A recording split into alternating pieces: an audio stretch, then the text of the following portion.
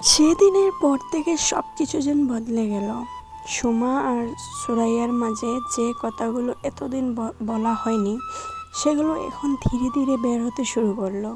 কিন্তু ভালোবাসা যতটা সুন্দর, বাস্তবতা ততটাই কঠিন। দিন কয়েক পর একটা বিকাল, আকাশে হালকা মেঘ, বাতাসে অদ্ভুত শান্তি। সুমা আর সুরাইয়া আবার সেই পুরনো জায়গায় বসেছে। সুরাইয়া আসতে বলল, তুই কি কখনো ভাবছিস আমাদের ভবিষ্যতে কি? সুমা একটু চুপ করে দেখে গেল, দেখে বলল, ভাবি, কিন্তু উত্তর পাই না। আমরা কি পারবো? সুরাইয়ার কণ্ঠ ভয়। সুমা তার হাতটা ধরে বলল, আমি জানি না আমরা পারবো কি না, কিন্তু আমি এটা জানি, আমি তোকে আর হারাতে চাই না। সুরাইয়ার চোখ বন্ধ করে সেই মুহূর্তে অনুভব করলো যে সুমা তাকে কতটা ভালোবাসে, কতটা করে স্নেহ করে।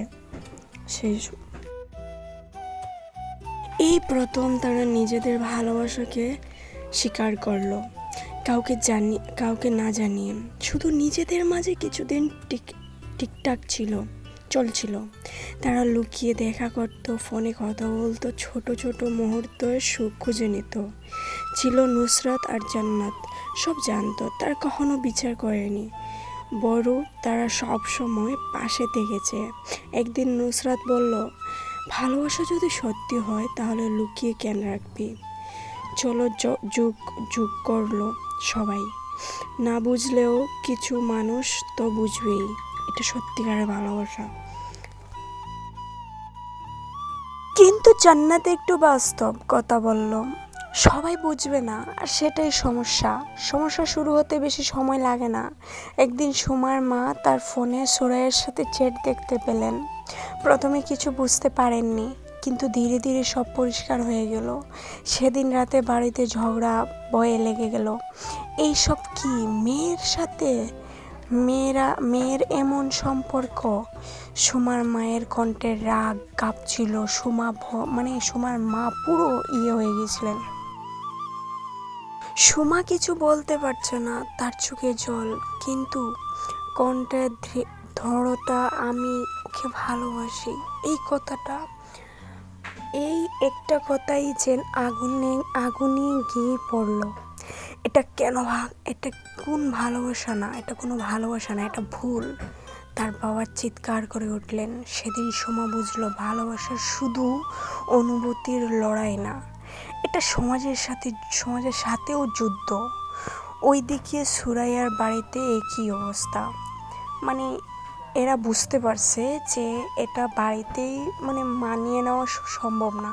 একটা মেয়ে আরেকটা মেয়েকে ভালোবাসা মানিয়ে নেওয়া সম্ভব না, এটা বাসায় জানতে পারলে এটা ঝামেলা হয়। তার পরিবারও আবার বিয়ের কথা বলতে শুরু করলো। এবার আর ভুল করবে না, তার মা বললেন। সুরাইয়া প্রতিবাদ করলো, আমি আর বিয়ে করব না। কেন? প্রশ্ন এলো।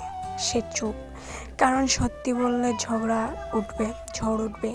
একদিন রাতে সুমা আর সুরাইয়া লুকিয়ে দেখা করলো। দুজনেই চুপ। ওর ফ্যামিলি ওকে চায় আবার বিয়ে দিতে, কিন্তু ও চায় না আর কোনো বিয়ে করতে।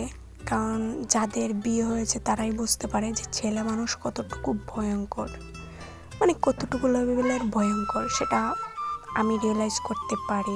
আমি বিয়ে করিনি, তারপরেও আমি রিয়েলাইজ করতে পারি। চারপাশে অন্ধকার আর শুধু চাঁদের আলো।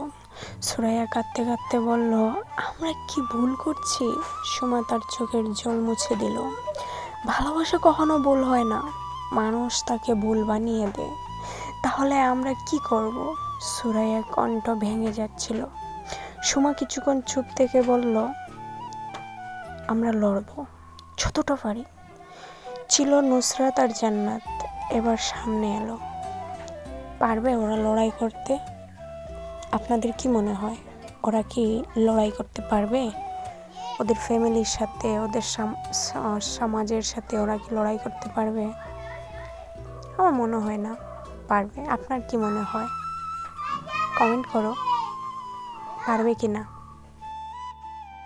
তারা বলল, তোরা এখানে, আমরা আছি। জন্নত বলল, সব লড়াইয়ে জেতা যায় না, কিন্তু লড়াইটা জরুরি। নুসরাত বলল, সমাজ একদিনে বদলায় না, কিন্তু কেউ না কেউ শুরু তো করতেই হবে, ওদের বদলাতে হবে। চিলো হেসে বলল, তোদের গল্পটা ভয় পেয়ে থেমে গেলে চলবে না। কিন্তু চাপ বাড়তেই থাকলো। সোমার বাড়ি থেকে প্রায় নজরবন্দি করে রাখা হলো। সময়ের উপরে বিয়ের চাপ, ফোন কথা বলা কমে গেল, দেখা করা প্রায় বন্ধ। ভালোবাসা আছে, কিন্তু দূরত্বও বাড়ছে। একদিন হঠাৎ সুরাইয়ার সোমাকে একটা মেসেজ পাঠালো। কি মেসেজ পাঠালো? কি মেসেজ পাঠালো বলো? আমি আর পারছি না। সোমার বুক কেঁপে উঠল। সে দৌড়ে বের হলো, সব কিছু উপেক্ষা করে, না কি জানি না ভাই। সে পুরোনো মাটি গিয়ে দাঁড়ালো। কিছুক্ষণ পর সুরাইয়া এলো, তার চোখে লাল, মুখ শুকানো। সে আসতে বলল, আমি লড়তে চেয়েছিলাম, কিন্তু আমি একাই হয়ে যাচ্ছি। সোমার চোখে জল, আমি আছি তো। সুরাইয়া মাথা নাড়ল, সব সময় তো না। নীরবতা। একটা কঠিন মুহূর্ত। এই ভালোবাসা কি টিকে থাকবে, নাকি আবার হারিয়ে যাবে? বন্ধুরা পাশে আছে, কিন্তু সমাজ সামনে দাঁড়িয়ে। ভালোবাসা আর বাস্তবতার এই লড়াই কোথায় গিয়ে শেষ হবে? নাকি এই লড়াই চলতেই থাকবে? বলো তো দেখি, কমেন্টে বলিও।